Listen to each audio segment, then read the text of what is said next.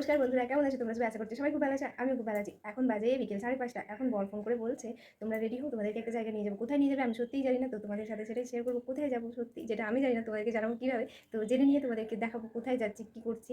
তো দেখতে থাকো। একটা নতুন ব্লগ করতে চাইছি, যেহেতু সারপ্রাইজ বলছে, কোথায় নিয়ে যাবে আমি জানি না, তোমাদের সাথে সেটাই শেয়ার করবো বলে তো এই ভিডিওটা করছি। তো দেখো, কিন্তু রেডি হতে তারপরে অনেকটাই দেরি হয়ে গেছে আসতেও, ও গেটে দাঁড়িয়ে আছে আর আমরা যাচ্ছি হেঁটে হেঁটে। তো স্টেশনে দেখা হচ্ছে। তারা একটু ছুটতে ছুটতে যেতে হচ্ছে, আমাদের দেরি হয়ে গেছে।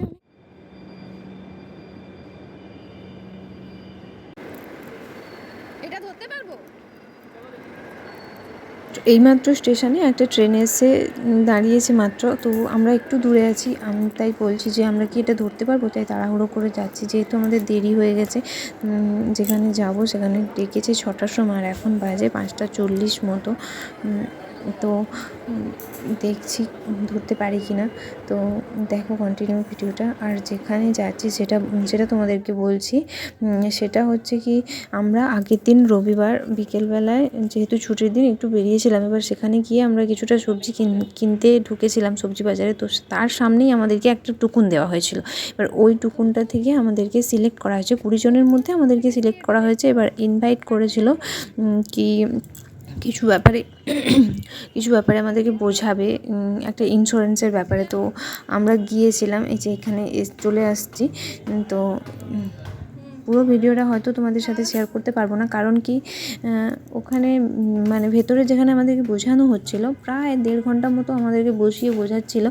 তো ওখানে না মানে ফোনটাকে সাইলেন্ট করে রাখতে বলছিল, তাই আমি আর ভিডিও করতে পারিনি। তো এখানে হচ্ছে বাইরে আমাদেরকে কিছুক্ষণ বসিয়ে রাখা হয়েছিল, তো সেখানেই আমি ভিডিওটা করেছি।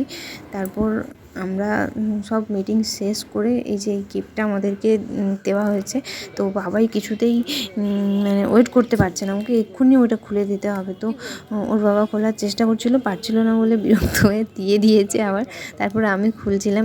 এর ভেতরে কি আছে সেটা আমি তোমাদেরকে বলছি।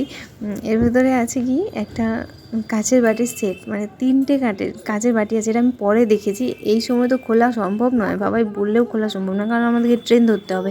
আর এই রুটে তাই আমরা এই যে খুলে দেখলাম, তারপর কি কাচের বাটি। তারপরে এইদিকে তো এবার আমরা যাচ্ছি বাড়ির দিকে। আর এই ছিল আজকের ছোট্ট ব্লগ। কেমন লাগলো অবশ্যই জানিও। তারা সবাই ভালো থেকে।